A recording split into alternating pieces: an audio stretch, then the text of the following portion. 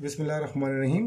Part second, lecture 1 का part second से जाने से पहले मैंने एक छोटा सा टेस्ट दिया है। आप लोग इसको ज़रा एक नज़र देख लीजिएगा और देख लें। मैंने यहाँ पे ए बी के ऊपर, ठीक है जी, ये सिंबल कुछ डाला हुआ है इस तरह, जी एन के ऊपर एम एन।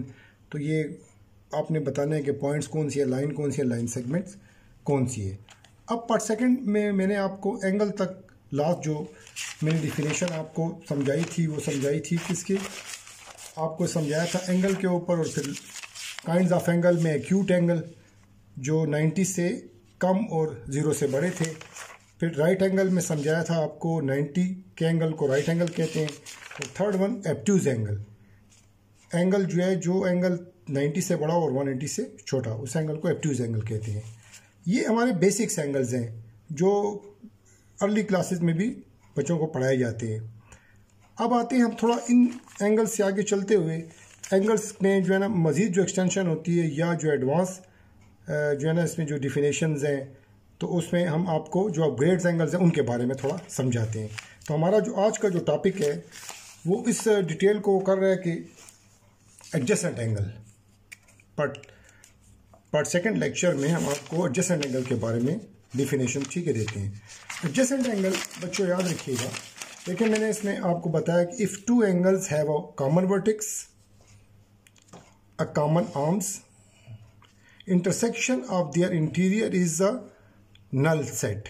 देखिए intersection of their interior is a null set is called adjacent angle. अगर हम फिगर के ऊपर बात करें तो अगर आप इसकी फिगर को समझेंगे तो फिगर को समझने के लिए देखें, अब आप आए, ये आपके पास फिगर है एडजेसेंट एंगल की। ए बी डी और ए बी सी, इसमें आप जरा गौर से देखें तो बी सी जो है ये भी एंगल है, ये भी एंगल है, लेकिन एक ऐसे एंगल्स हैं कि इसके अंदर देखें, अगर आप गौर से देखते हैं तो बी सी कॉमन आर्म है, ये कॉमन आर्म्स, कॉमन आर्म, इन दोनों एंगलों को कॉमन आर्म। बी पॉइंट्स को वर्टिक्स है, कॉमन वर्टिक्स। और अगर इनमें आप देखें यहां से एंगल जब स्टार्ट लेते हैं यहां तक, तो फिर इससे आगे ये एंगल का हिस्सा है। तो इन दोनों एंगलों में अगर आप देखें तो कोई हिस्सा भी, कोई पॉइंट कॉमन नहीं है। तो देखें मैंने लिखा है common vertex B, common arms B C, do not share any interior points, यानी इनका कोई भी इंटीरियर पॉइंट शेयर नहीं कर रहा है। जब डिसजॉइंट है तो इसका मतलब इनका अगर इंटरसेक्शन लेंगे, इन दो एंगलों के बीच में कोई इंटरसेक्शन का जो सेट होगा वो नल आएगा। अब एडजेसेंट एंगल में मैं अक्सर बच्चों को समझाता हूं कि देखें आपको दिया गया ये एंगल्स है, देखिएगा डी ई एफ, और ये मैंने जी लिखा। मैं अक्सर बच्चों को कहता हूं कि डी ई जी एंगल और एफ ई जी, क्या ये एडजेसेंट एंगल है? तो नो। एडजेसेंट एंगल में देखें डिफिनेशन ये कि क्या हो, कॉमन वर्टिक्स। अगर इसका कॉमन वर्टिक्स है, दूसरा क्या, कॉमन आर्म्स, तो इसमें कॉमन आर्म नहीं है। देखें डी ई जी एंगल, ये पूरा एंगल लिया इसने डी ई जी, और दूसरा जो एंगल लिया उसने लिया F E G D E जी। तो इसमें कॉमन, नो कॉमन आर्म। जब नो कॉमन आर्म है तो मतलब क्या हुआ कि ये डिफिनेशंस को, ठीक है जी, ओबे नहीं कर रहा है। इसीलिए ये जो आपके पास इस फिगर में अगर आप आते हैं देखते हैं तो ये एडजेसेंट एंगल नहीं है।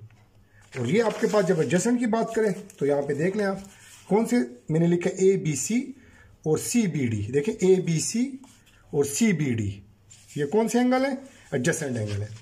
अब नेक्स्ट जो हमारी डिफिनेशन है कॉन्ग्रुएंट एंगल।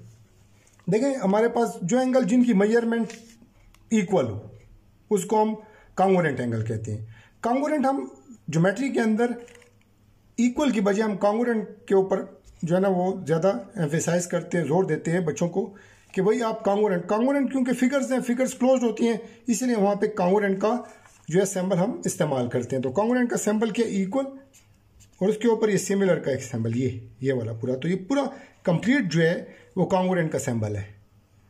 जब भी कॉन्ग्रुएंट सिंबल आएगा, ये माइंड में रखिएगा, वहां पे फिगर क्लोज्ड होगी, एंगल का जिक्र होगा, ट्रायंगल्स होगी। इज इट क्लियर बच्चों? तो देखें P equal to 60 degree, Q is equal to 60। तो देखें मैयर P, मैयर M का मतलब मैयर पैमाइश करना, जितने एंगल की पैमाइश दोनों बराबर हो जाएं। और अगर आप M नहीं लिखेंगे तो फिर इसको जब रिप्लेस करेंगे तो उसकी जगह पे कॉन्ग्रुएंट लगाएंगे। ये थ्योरम में भी अक्सर हम इस्तेमाल करेंगे कि जब इक्वल हटता है तो वहाँ पे हम क्या रिप्लेस कर देते हैं, कॉन्ग्रुएंट को।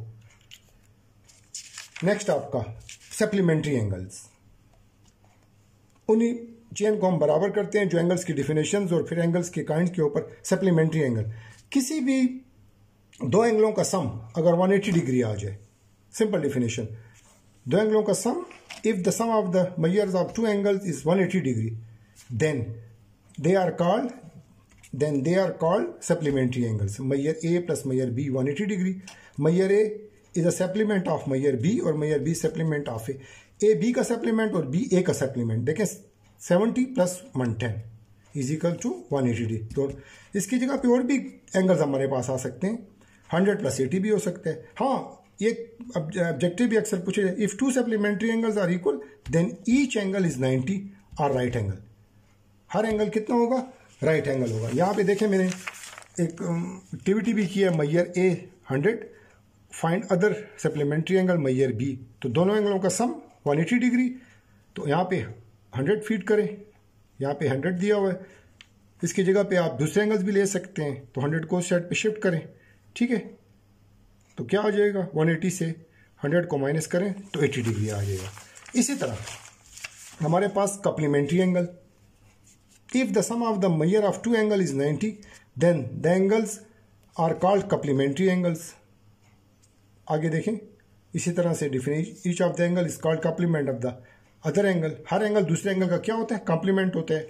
दोनों को प्लस करें 90 डिग्री, ठीक है। आगे यहाँ पे भी देखें मैंने एक्टिविटी की हुई है, A 45 degree, find the other complementary angle. मैयर A प्लस मैयर B 90, दोनों को आप जो है ना देखें 45 डिग्री इंप्लाइज लगाएं, 45 को क्वेश्चन के दूसरी साइड पे शिफ्ट करें तो 45 डिग्री, ठीक है, आ जाएगा। यहाँ पे आपको अगर 60 दे दे तो फिर 90 60 करके 30 डिग्री आ जाएगा।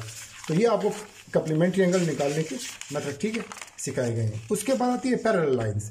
पैरेलल लाइन का मतलब क्या, ऐसी लाइन जो एक दूसरे को कभी इंटरसेक्ट ना करे।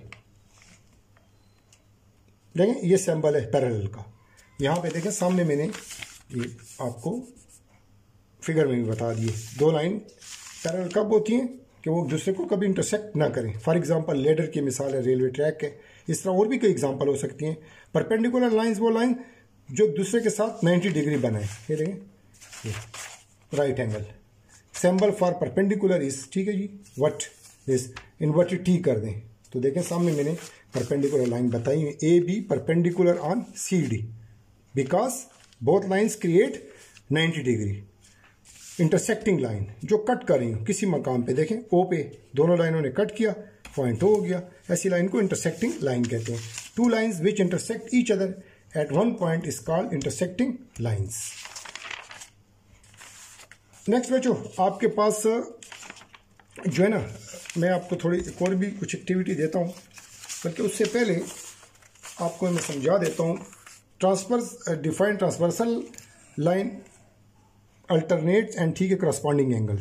ट्रांसवर्सल लाइन किसे कहते हैं और अल्टरनेट एंगल कौन से होते हैं, करस्पॉन्डिंग एंगल कौन से होते हैं। ट्रांसवर्सल लाइन देखें ये पैरेलल लाइंस है, क्यों कि एक दूसरे को इंटरसेक्ट नहीं करें किसी पॉइंट पे। और एक ऐसी लाइन जो इन दो या दो से ज्यादा पैरेलल लाइन को एक लाइन जब कट करती है, ये वाली देखें लाइन L, लाइन को या आपने अल्फाबेट्स कैपिटल अल्फाबेट से डिनोट करना है, या एक पॉइंट लगाते हैं आप तो स्मॉल अल्फाबेट में सिर्फ एक पॉइंट से डिनोट होती है लाइन।